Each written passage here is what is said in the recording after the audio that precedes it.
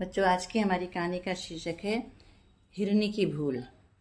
एक बार जंगल में हिरनी हरी हरी घास चर रही थी और खूब खुश हो रही थी। चारों तरफ वो मस्ती से चल रही थी और उसको तभी उसने देखा कि एक शेर उसको दूर से बहुत देर से देखता जा रहा है। ये देख करके हिरनी डर गई और वहाँ से वो भागना शुरू कर दिया। जैसे ही शेर ने देखा कि हिरनी भागने लग गई है और उसका शिकार भाग गया है, तो वो बहुत तेजी से भागता उसका पीछा करने लग गया।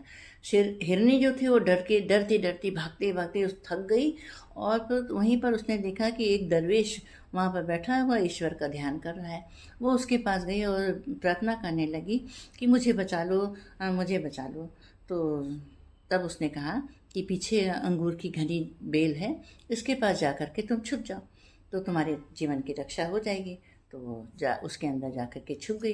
तब तक के पीछे पीछे पीछा करता हुआ शेर वहाँ पहुँचा और उसने पूछा दरवेश से, क्या यहाँ इधर कोई हिरनी गई है? तो उसने झूठ भी नहीं बोला, कहते हाँ इधर ही गई हुई है। तो वो उधर ढूंढते ढूंढते वो पीछा करते करते लेकिन उसको कहीं नहीं मिली और फिर वो थक करके वो थोड़ी दूर आगे निकल गया और एक ऊंची टीले पर बैठ गया। इधर जब देखा हिरनी ने कि शेर बहुत दूर चला गया है और हमारा पीछा नहीं कर रहा है, तो उसको भूख लगी। उसने सोचा अरे अंगूर के पत्ते तो बहुत अच्छे हैं, अंगूर भी है इसमें, चलो ये इनको खाते हैं। तो वो धीरे धीरे करके उसने सारी बेल के पत्ते खा गई। और जब बेल के पत्ते खा गई तो बेल की डंडियाँ रह गई। तो छिपने का तो स्थान जो था उसने खुद खोल दिया। और जब जो शेर था वो दूर से अभी भी घात लगा के बैठा हुआ था कि कहाँ कहीं दिख जाए, कहीं दिख जाए। तो जैसे उसने देखा कि अंगूर की बेल के पीछे छिपी हुई है, वो फिर भागता भागता आया, उसने हिरनी को पकड़ के घायल कर दिया। तो फिर जब हिरनी किसी तरह से छूट के उस दरवेश के पास आई, कहती आपने तो कहा था कि मेरी जान बच जाएगी, तो मेरी जान बची नहीं। तो कहते कैसे बचेगी?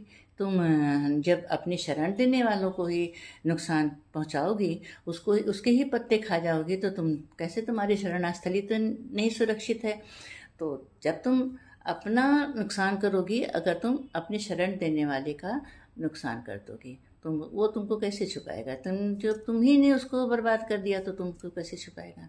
तो इस कहानी से बच्चों हमें शिक्षा मिलती है कि जो हमारी सहायता करते हैं, जो हमारी हेल्प करते हैं, उनका हमें कभी भी बुरा नहीं सोचना चाहिए और कभी भी उनका नुकसान नहीं करना चाहिए।